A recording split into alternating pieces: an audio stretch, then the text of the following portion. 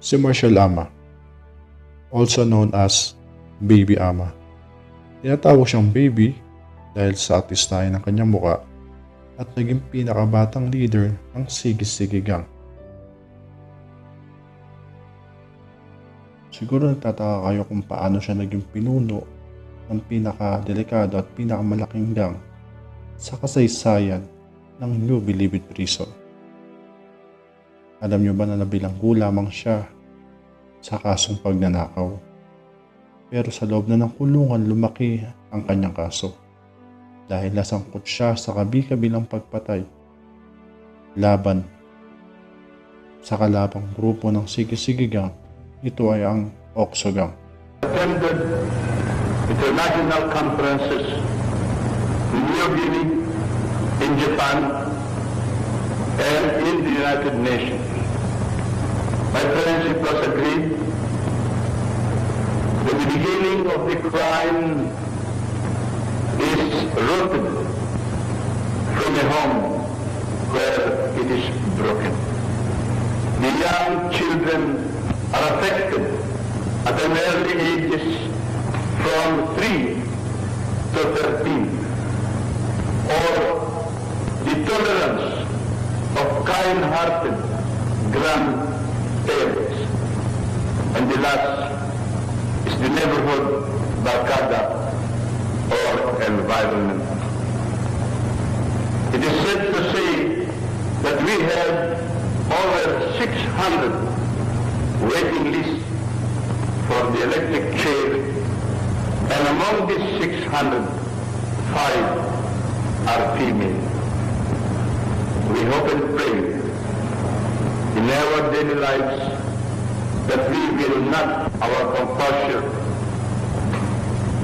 and commit crimes. There have been 50 prisoners executed. Before the story that will be presented, the story of a man, a child from a broken home, and his number 51, the execution of Marshall Ama, alias Baby.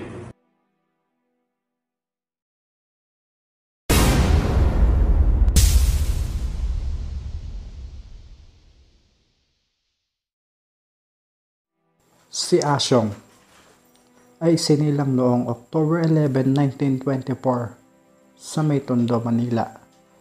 Si Asyong ay kilala bilang public enemy number 1 at pinagarian niya ang isang kilalang distrito ng Maynila. Ito ay ang Tondo, na kinakatakutan noong araw dahil sa nagtipa ng mga halangang kaluluwa at ang mga gang na namamalagi dito.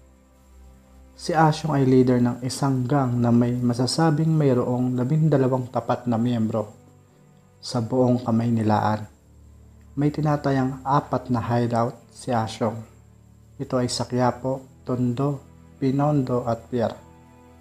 Si Asyong ay laging nasasabit sa mga kasong illegal possession of firearms, murder, pagbebenta ng baril, pangunguha ng koleksyon sa mga negosyante, at ilang pang mga kaso.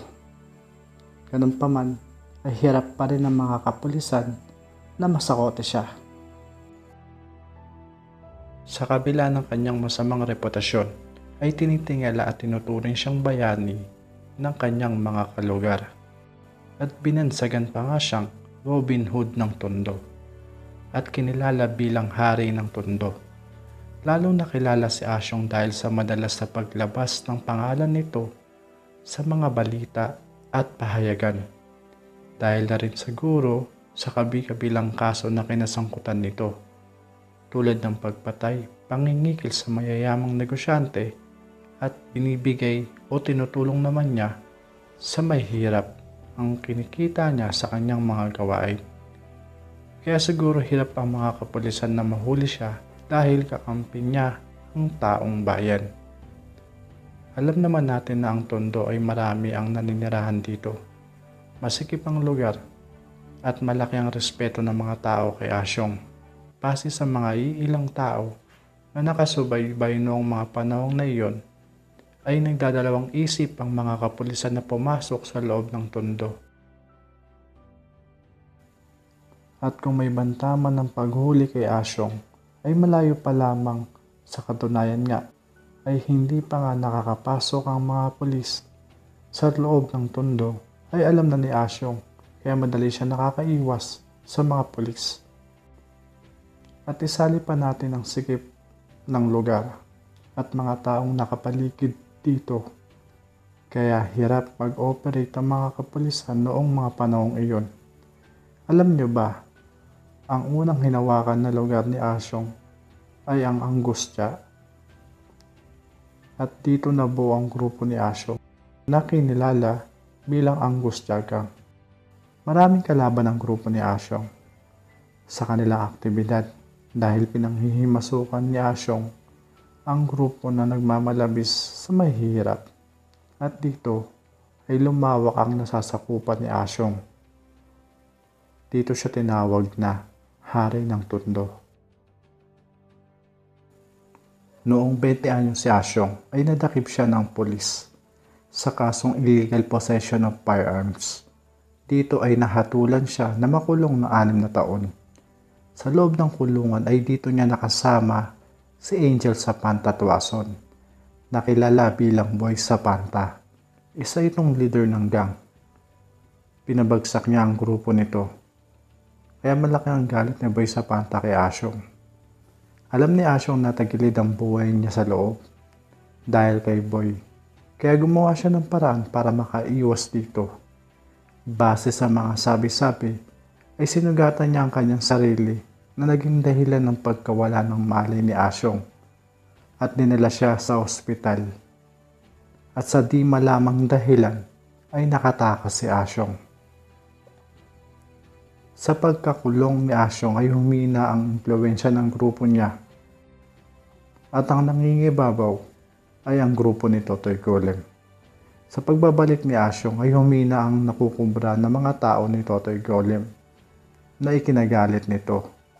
May ituturing mortal na kalaban ni Asyong ay si Carlos Capistrano na kilala sa tawag na Totoy Golem. Sa kanilang mga teritoryo ay pinagigitnaan ng isang tulay na kahoy na matatagpuan sa Coral Street. Masyadong mainit si Asyong sa mata ni Totoy Golem. Nang minsan nagpagupit si Asyong sa isang barbershop ay pinagbabaril si Asyong ng tao ni Totoy Golem. At dahil dito ay namatay ang barbero na malapit kay Asyong. Dahil sa mga nangyari ay sobrang itong ikinagalit ni Asyong. Kaya nung gabing iyon, kasama ang grupo ni Asyong ay nilusob nila ang kuta ni Totoy Golem. Dito ay pinagbabaril nila ang nasabing lungga. Maraming napatay na tao ni Totoy ngunit wala si Totoy Golem sa nasabing lugar. Masasabing maswerte si Totoy at nakaligtas siya sa galit ni Asyong. Makalipas ng ilang araw, namataan ng mga tao ni Asyong si Pepeng Hapon. Isa ito sa mga tao ni Totoy Golem at tila may inaabangan.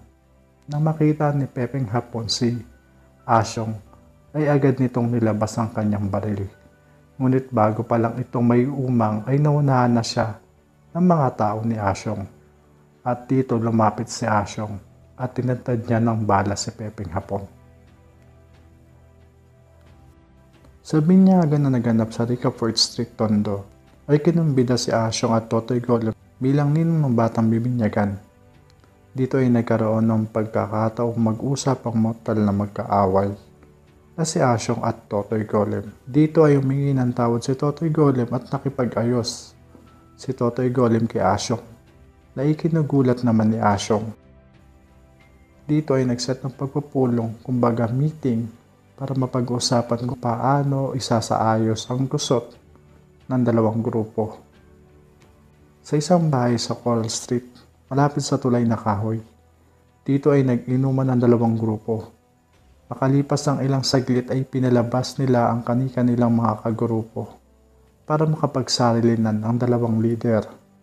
Biglang tumayo si Totoy Golem na animoy sumuka malapit sa isang tindahan. Lingid sa kaalaman ni Asyong, ito pala ay isang senyales para kay Ernesto Reyes alias Erning. Dito ay biglang pumasok si Erning at binaril si Asyong mula sa likod at tumagos sa mukha nito. Dito ay pinaniniwalaan na na-double cross si Asyong dahil ang inakala niyang matalik niyang kaibigan na si Erning, ito palang papatay sa kanya. Napag-alaman na si Erning pala ay tao ni Totoy Golem. Maisingit ko lang ang pahayag ni Erning sa pagkamatay ni Asyong. Sinasabi ni Erning na aksidente ang pagkamatay ni Asyong. Sinabi niya na habang pinaglalaroan niya at ang isa sa mga tao ni Asyong yung baril niya na 38 revolver ay aksidente itong pumutok at tinamaan si Asyong. Kayo nang bahalang humusga kung paniniwalaan nyo si Ernesto Reyes alias Erning. Si Ernesto Reyes ay namatay sa kamay ng isang miyembro ng Grease Gun Gang na malapit na kaalyado ng grupo ni Asyong. Samantala, si Totoy Golem ay sikat na sikat ng mga panahong iyon. May mga nagsasabi na napatay si Totoy Golem dahil sa mga pulis na sumita sa kanya dahil sa dala nitong bayong na pinaghihinalaang may baril. Nung akmang bubunutin ni Totoy Golem ay nahunahan siya ng mga pulis at pinaulanan ng bala.